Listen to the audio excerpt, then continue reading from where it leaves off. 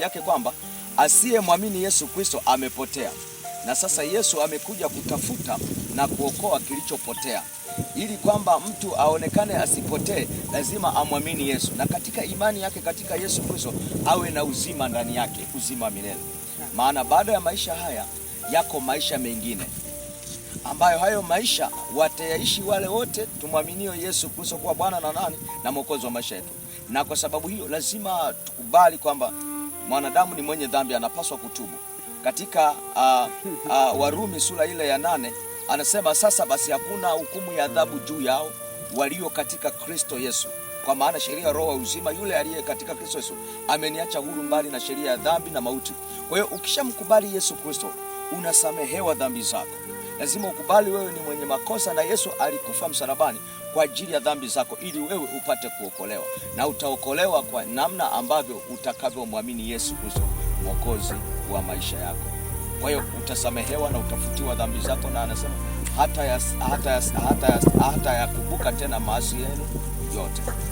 Asante. Ndio. Asante. Sasa labda nikuulize, ushampa Yesu maisha yako kuwa Bwana na Mwokozi wa maisha yako? Kwa nini usimpe?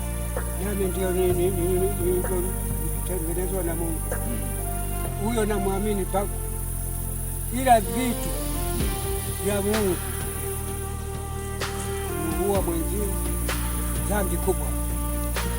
Mwaga sakati damu yoyote hivi, dhambi kubwa. Hizi mipango hiyo mimi wangu hapa kwa kule kuchinja bali.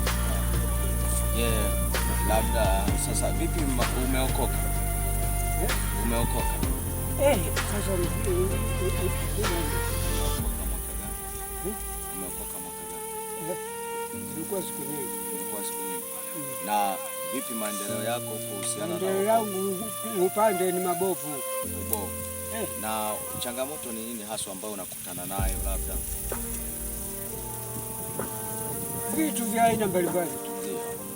Na je, unazitatuaje hizo changamoto? Jaribu nakwepa.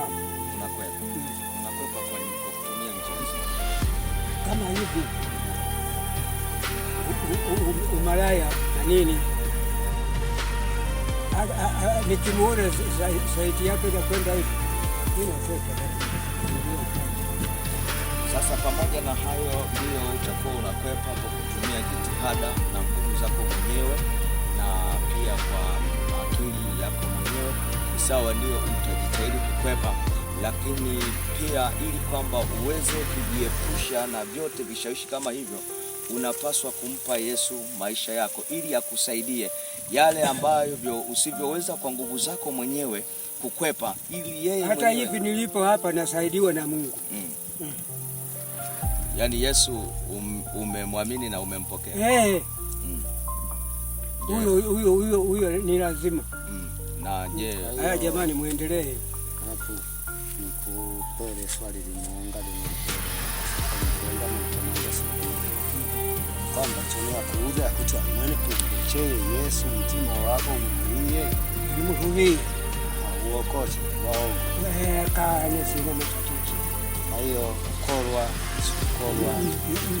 kwa mwili kwa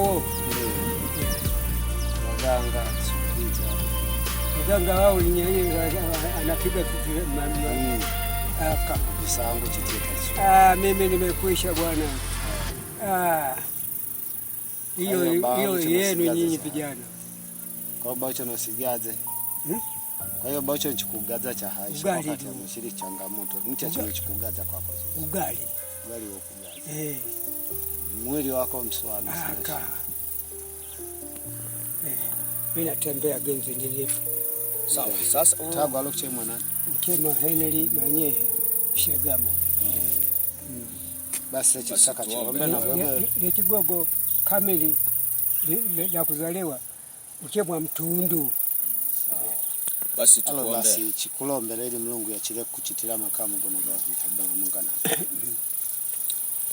Baba, katika jina la Yesu Kristo tunakutukuza Bwana Yesu kwa ajili ya neema ya pekee ambayo umetupa. Bwana kuzungumza nasi. Mungu aliye hai, katika jina la Yesu neno lako Bwana tumemwambia Mungu wa mbinguni neema yako imbebe ndani yake Bwana, imsaidie, impe nuru na mwanga katika jina la Yesu Kristo wa Nazareti. Mungu aliye hai, umesema kwamba wale wote waliompokea aliwapa uwezo wa kufanyika kuwa watoto wa Mungu, ndio wale walioamini jina lako. Bwana, mpe neema yako kila changamoto anazokutana nazo kwenye maisha yake. Jina la Yesu, Mungu wa mbinguni yatazame maisha yake Bwana. Mungu ninakataa roho za baraka, laana, mikosi kwa jina la Yesu.